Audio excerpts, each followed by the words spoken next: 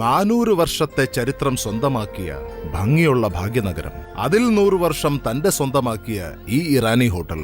പാവങ്ങൾക്ക് ഈ ഹോട്ടലാണ് കെയർ ഓഫ് അഡ്രസ്.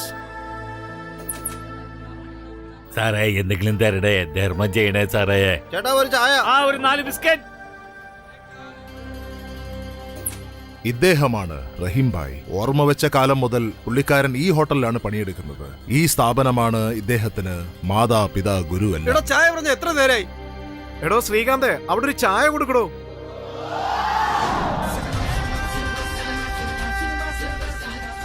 ഇവന്റെ പേരാണ് ശ്രീകാന്ത്. സിനിമ ഹീറോ ആകാൻ ഈ സിറ്റിയിൽ വന്നിട്ട് കയ്യിലുള്ള കാശെല്ലാം കളഞ്ഞു കുടിച്ചു. ഹീറോയുമാകാതെ നാട്ടിലേക്ക് പോകാനും കഴിയാതെ ഈ ഹോട്ടലിൽ ഒരു സെർവറായിട്ട് സെറ്റിലായി.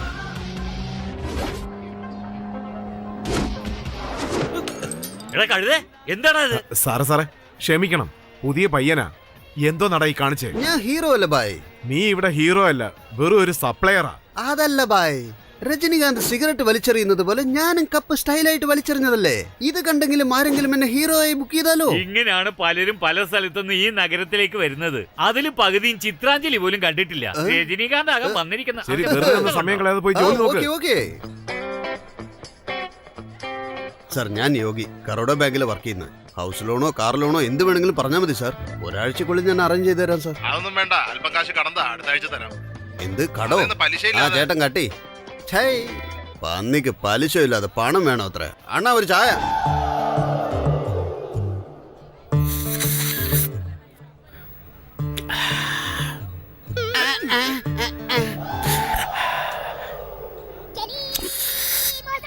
എന്താടാ ശബ്ദം?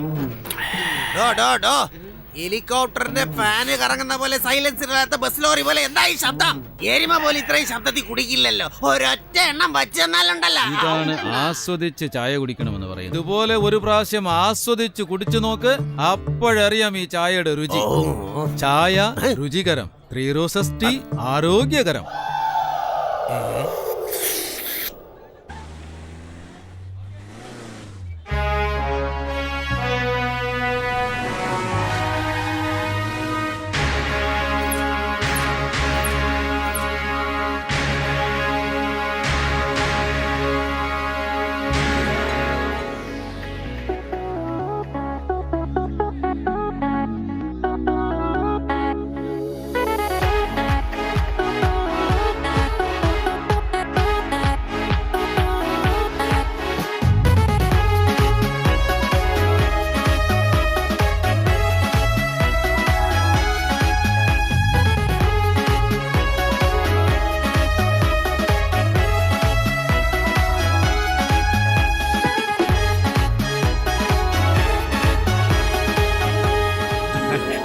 സലാമലൈക്കും മാഡം, അകത്തോട്ട് വന്നാട്ടെ.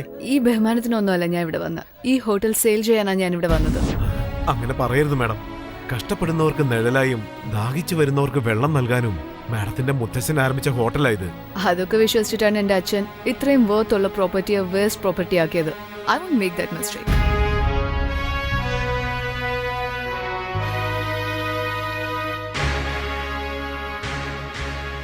മാഡം ഒന്നുകൂടി ആലോചിച്ചിട്ട്.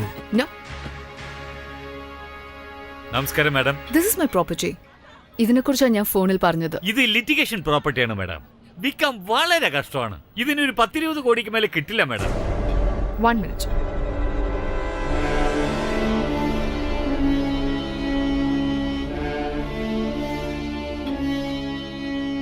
ഇത് വിൽക്കണം എന്ന് ഞാൻ ഓൺലൈനിൽ പോസ്റ്റ് ചെയ്തപ്പോ എനിക്ക് വന്ന റിപ്ലേസ് കണ്ടോ?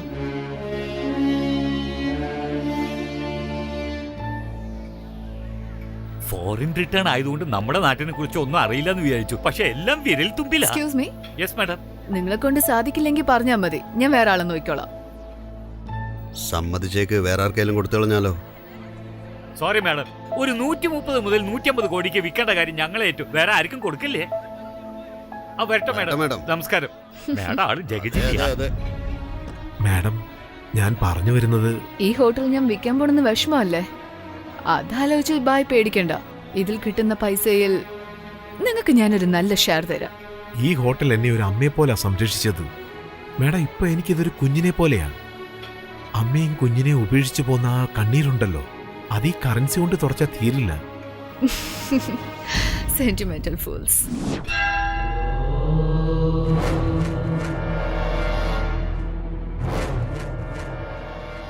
ഇതാണ് മണിയൻ, സുബ്രമണിയൻ. നല്ല വിഷമേറിയ ഇനമാ. സിറ്റിയിൽ എവിടെ സ്ഥലം കാലിയായിട്ട് കിടപ്പുണ്ടെങ്കിലും അത് കയറി അങ്ങ് സ്വന്തമാക്കും. ഇവരെ ആരും എതിർത്തിട്ടില്ല, കാരണം എതിർത്തവൻ ജീവനോടെ ഇരുന്നിട്ടുമില്ല.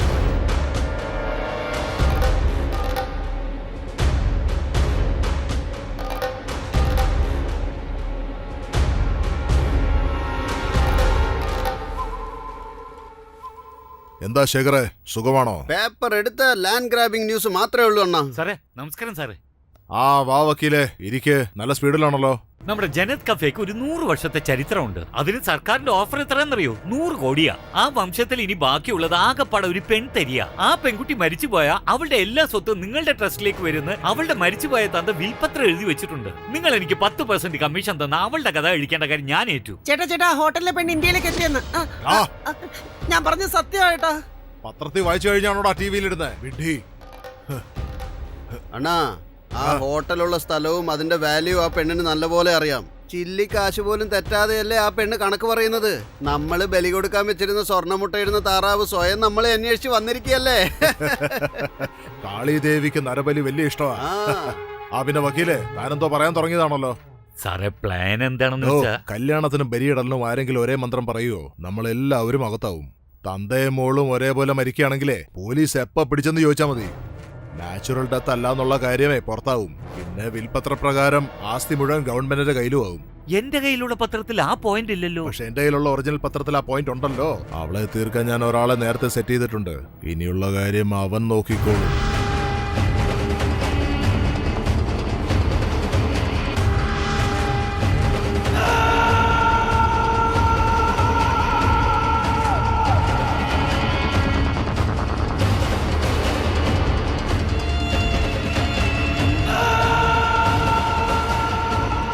സലാം ജന്നത്തി റാണി ഹോട്ടൽ.